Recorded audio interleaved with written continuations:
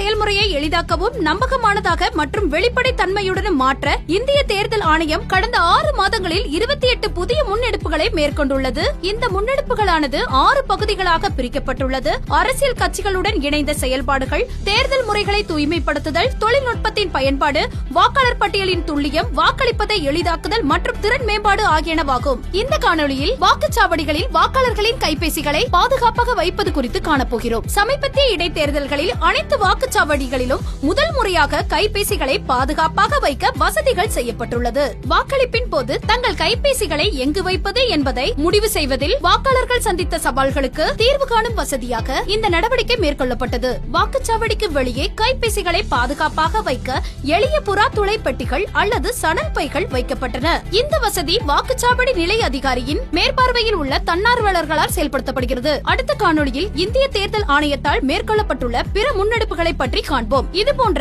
இந்திய தேர்தல் ஆணையம் தொடர்பான மேலும் புதிய தகவல்களுக்கு எங்களது அனைத்து சமூக ஊடக தளங்களை பின்தொடரவும் மற்றும் சப்ஸ்கிரைப் செய்யவும்.